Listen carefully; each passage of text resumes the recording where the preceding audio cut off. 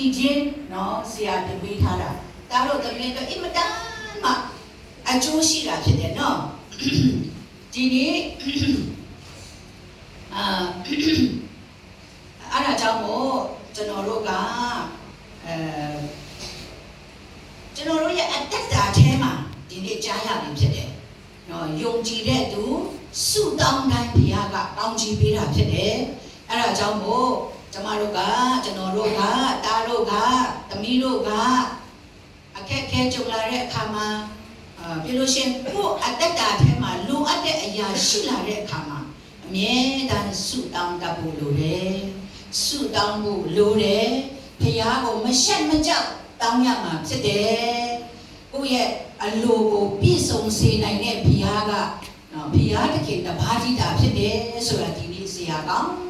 မွန်ဒါသမီးတို့ကိုအားလုံးကိုရှင်းပြသွားတာဖြစ်တယ်နော်အဲ့ဒါကြောင့်မို့ဝမ်းမြောက်တဲ့အခါကောင်းချီးခံစားရတဲ့အခါချီးမွမ်းဖို့လည်းလိုအပ်တာဖြစ်တယ်ဘုရားပေးတဲ့ကောင်းချီးဘုရားချပေးတဲ့ဆုတွေကိုရရှိတဲ့အခါမှာမေ့လျော့ပြီးတော့မနေသင့်ဘူးကိုတော့ကျေးဇူးတင်တယ်ကိုတော့ကျေးဇူးတော်ကိုချီးမွမ်းပါတယ်ဆိုပြီးတော့ဒါလို့သမီးတို့လည်းချီးမွမ်းတတ်ဖို့လိုတယ်ဆုတောင်းတတ်ဖို့လိုတာဖြစ်တယ်နော်အဲ့ဒါပြီးရဲ့အတ္တထဲမှာကိုကတော့ငါတော့ငယ်ပါသေးတယ်ဘုရားချပါနဲ့ကိုဟာမတတ်နိုင်ဘူးမတိဘူးဒါပေမဲ့လည်းခရစ်တော်အားဖြင့်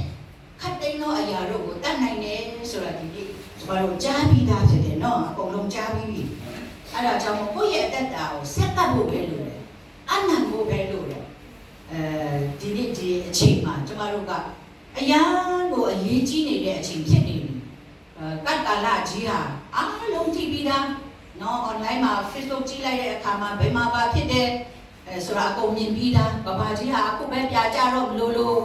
နော်ကဘာကြီးဟာအခုပဲမီးလောင်သွားတော့မလို့မလင်ထဲမှာပဲရေပဲမြုပ်သွားတော့မလို့အရာအရေးကြီးတာဖြစ်တယ်နော်အဲ့ဒါဒီနေ့အဓိကပြောချင်တာက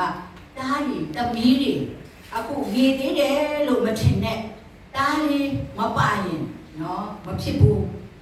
အရေးကြီးတဲ့အတွက်အရေးပါတဲ့အတွက်တဲ့ကျမတို့ကဘုရားရှိခိုးအရေးပါတဲ့အတွက်ဒီသားလေးရဲ့နော်မျိုးစိတစည်းဟာတော့ဒီဖြစ်လာနိုင်တယ်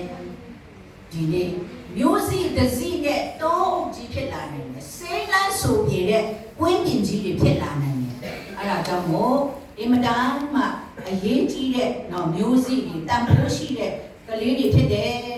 တင်နဲ့ကျွန်ုပ်ဒီကလေးတွေနော်မပါဘူးဆိုရင်ကျွန်ုပ်မပါဝင်ဘူးဆိုရင်တဲ့ယေရှုရဲ့ဘုရားတခင်ရဲ့